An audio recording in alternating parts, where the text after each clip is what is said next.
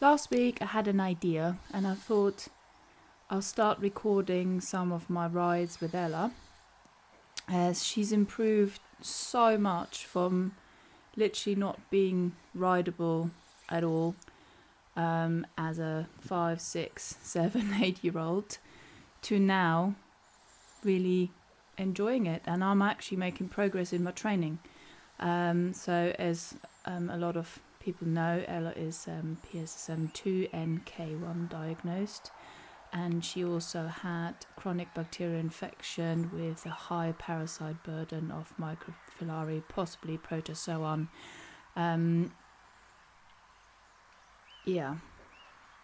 We're not going to talk about that. I actually want to really focus on what we're achieving, on all the positive stuff that's been happening, on all the hurdles in the training we're starting to overcome now. Is actually really, really interesting.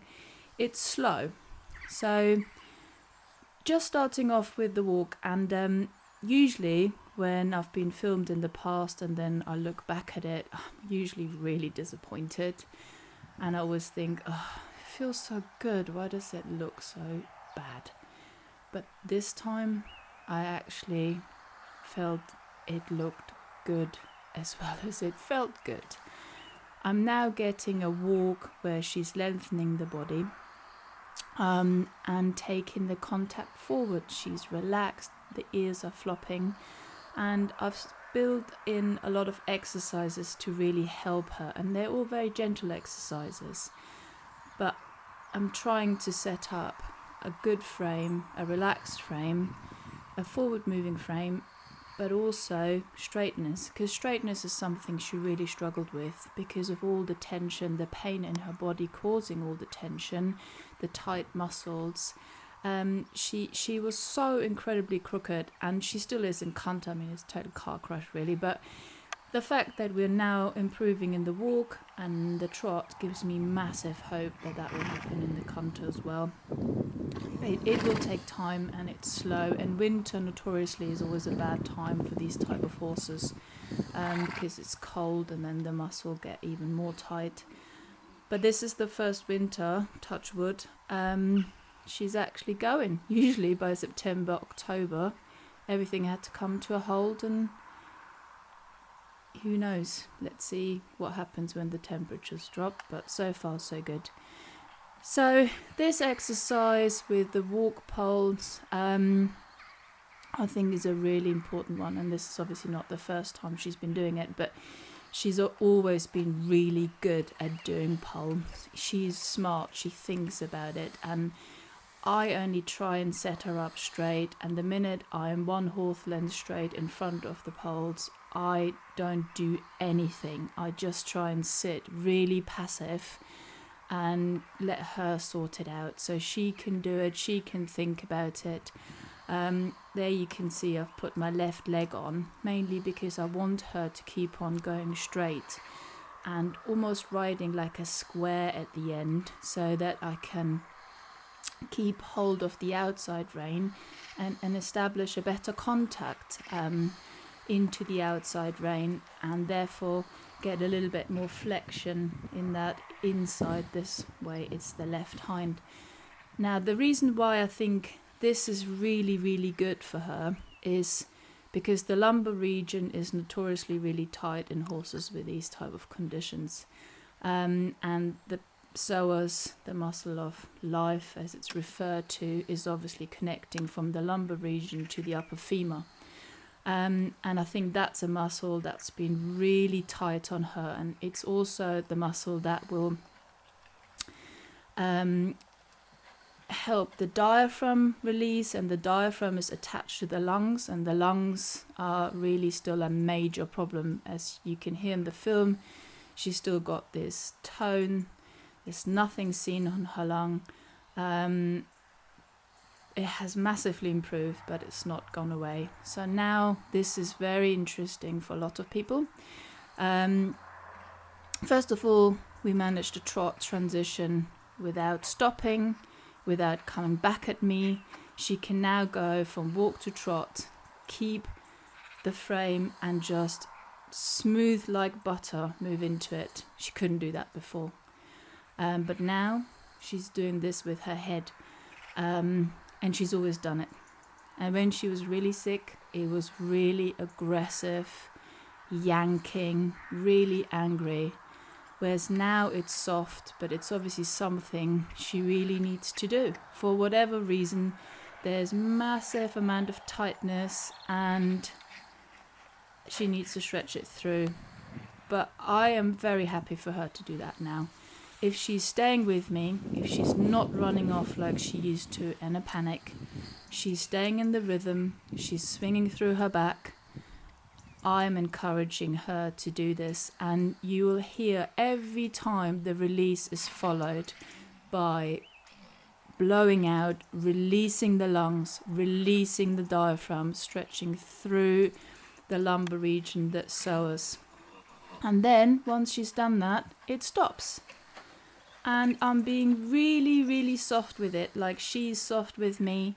As long as she stays in front of my leg and keeps pushing forward, gently, smooth, swinging, there's no anger, nastiness, pain reaction involved. I'm just letting her do it. And I'm giving the hand when I feel that the lungs are expanding and she needs to blow out. I'll usually just give forward. When she's ready to connect, I will have my hand there so she can find the contact on the bit and push into it. And I think actually it will just eventually, hopefully, go away as the work progresses and she can release her lungs better and her muscles get stronger and she can hold herself better.